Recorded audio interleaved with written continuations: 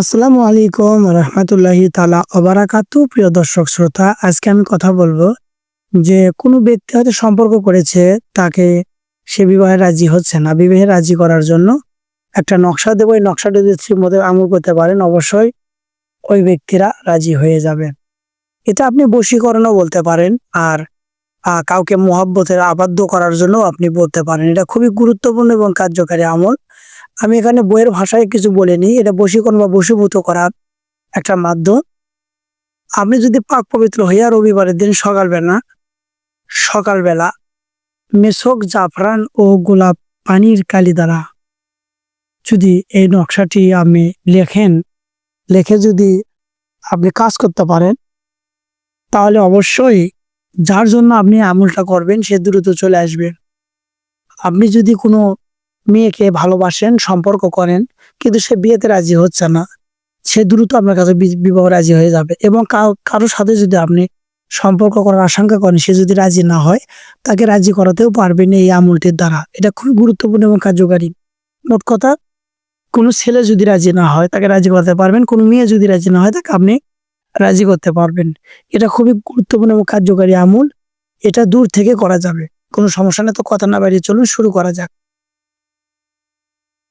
এখানে পাক পবিত্র হইয়া রবিবারের দিন সকাল বেলা মেসক ও জাফরান গোলাপের পানির কালি দ্বারা কাগজে লিখিয়া নকশাটি লিখবেন। লেখার পরে আটা রুটির মাধ্যমে রাখিয়া পলিতা বানাবেন।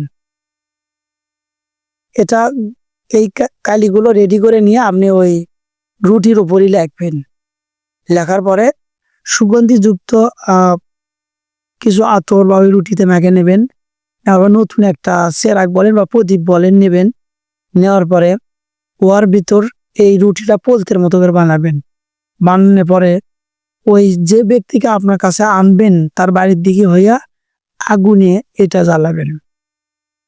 সে বাড়ির দিকে মুখ দিয়ে আগুনে জ্বালাবেন। ইয়াতে তার ভেতরে এক ধরনের ভালোবাসা সৃষ্টি হয়ে যাবে, এবং এমনকি সেদিনও আপনার বাসায় আসতে পারে, বা দু একদিন পরে আসলে, যেদিন আসবে সেদিন আপনি তার সাথে কথা বলতে পারবেন না। কথা না বলে পরের দিনে কথা বলবেন। এবং এটা কিন্তু কোরআনী আমল। এটা বশীভূত করার একটা কোরআনী আমল, শ্রেষ্ঠ আমল। এই আমলটা কখনো মিস যায়নি। এটা গুরুত্বপূর্ণ এবং কার্যকারী একটা আমল। তাই আমি বলবো আপনারা এই আমলটি করে দেখতে পারেন। এই আমলটা কোনো আমল আপনাকে করা লাগবে না, শুধু নকশাটা লিখতে হবে। লিখে পলিতা বানিয়ে আপনি ওই নতুন একটা প্রদীপে বা চেরাগে আপনি জ্বালাবেন।